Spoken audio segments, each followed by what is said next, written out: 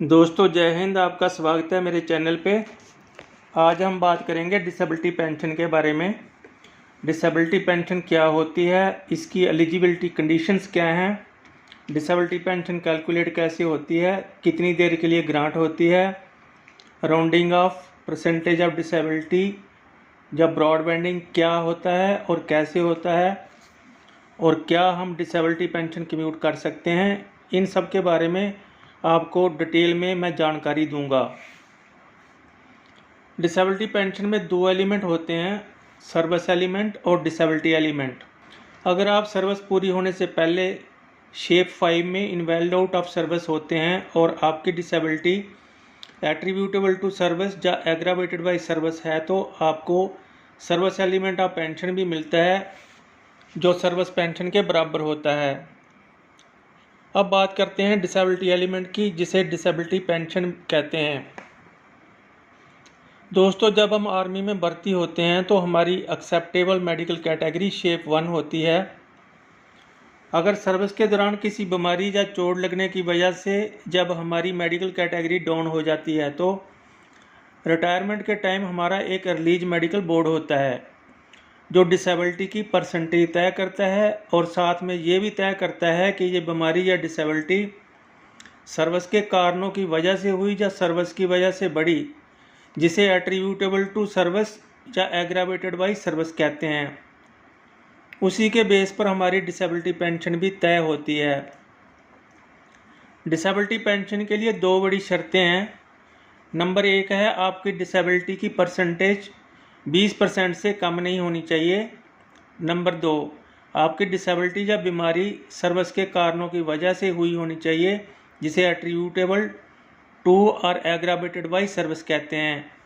यानी आपकी बीमारी या आपकी डिसेबिलिटी सर्विस के कारणों से हुई होनी चाहिए या आपकी बीमारी या डिसेबिलिटी सर्विस के कारण बढ़ी, रिलीज मेडिकल बोर्ड द्वारा मानी जानी चाहिए।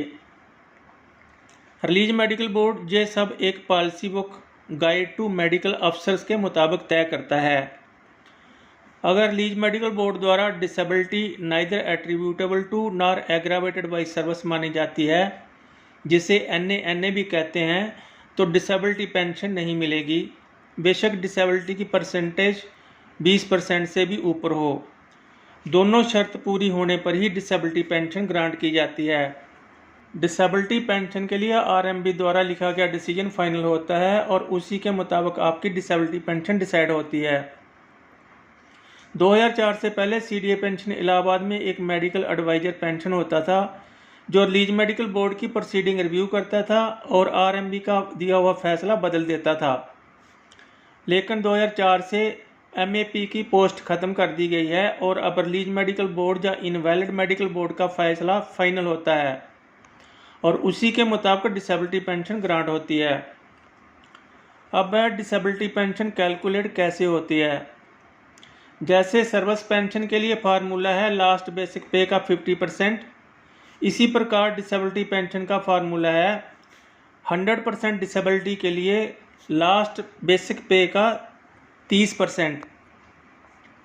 सिक्स्थ पे कमीशन से पहले डिसेबिलिटी पेंशन 2 साल, 5 साल और 10 साल के लिए ग्रांट की जाती थी और उसी के मुताबिक नज़दीकी मिलिट्री हॉस्पिटल में एक रीसर्वे मेडिकल बोर्ड होता था, जिसके मुताबिक पेंशन आगे एक्सटेंड होती थी या बंद कर दी जाती थी।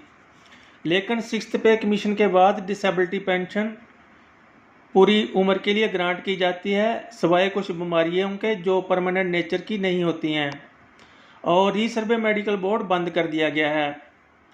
नेक्स्ट है कम्यूटेशन ऑफ डिसेबिलिटी पेंशन। क्या हम डिसेबिलिटी पेंशन कम्यूट कर सकते हैं? जवाब है हाँ, कर सकते हैं। जैसे हम सर्विस पेंशन 50% कम्यूट कर सकते हैं, वैसे ही डिसेबिलिटी पेंशन भी 50% तक कम्यूट कर सकते हैं। अब आते हैं rounding off percentage of disability पर। 7th पे कमीशन से पहले यह नियम सिर्फ उन मामलों में ही लागू था जो मेडिकल कैटेगरी EEE या शेप 5 में इनवैलिड आउट होते थे, और जो सैनिक अपनी सर्विस पूरी करके रिलीज मेडिकल बोर्ड में जाते थे उनके लिए ये नियम लागू नहीं था। 7th पे कमीशन के बाद राउंडिंग ऑफ का नियम सभी के लिए लागू है। डिसेबिलिटी की परसेंटेज का राउंडिंग ऑफ फार्मूला इस प्रकार है अगर आपकी डिसेबिलिटी की परसेंटेज 20 या 20 से ऊपर और 50 से नीचे है तो आपकी डिसेबिलिटी 50% मानी जाएगी, और अगर आपकी डिसेबिलिटी 50 और 75% के बीच में है तो 75% मानी जाएगी, और अगर 75 और 100% के बीच में है तो 100% मानी जाएगी, और डिसेबिलिटी पेंशन उसी के मुताबिक ग्रांट की जाएगी।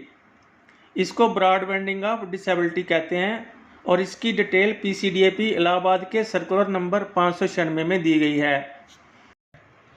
जो भी सैनिक भाई 2016 से पहले के रिटायर हैं और डिसेबिलिटी पेंशन ले रहे हैं, उनकी डिसेबिलिटी परसेंटेज भी इसी प्रकार से राउंड ऑफ होकर रिवाइज होनी चाहिए। आप चेक कर सकते हैं, अगर आपकी डिसेबिलिटी राउंड ऑफ नहीं हुई है तो आप अपने रिकॉर्ड ऑफिस के थ्रू CDA पेंशन इलाहाबाद के साथ ब्रॉड बैंडिंग और पेंशन रिवीजन के लिए केस टेकअप कर सकते हैं। इसके अलावा जिनकी डिसेबिलिटी 100% होती है उनको कांस्टेंट अटेंडेंट अलाउंस भी दिया जाता है, जो इनवैलिड मेडिकल बोर्ड द्वारा रिकमेंड किया जाता है।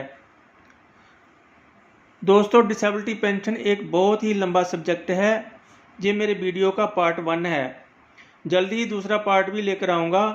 अगर आपका कोई सवाल हो तो कमेंट करके पूछ सकते हैं, आपको रिप्लाई ज़रूर मिलेगा। आज बस इतना ही, जल्दी फिर मिलेंगे अगले वीडियो के साथ। अगर आपने मेरा चैनल सब्सक्राइब नहीं किया है तो सब्सक्राइब कर लें और घंटी का बटन दबा दें ताकि मेरी अगली वीडियो आप तक पहुंच सके। धन्यवाद। जय हिंद।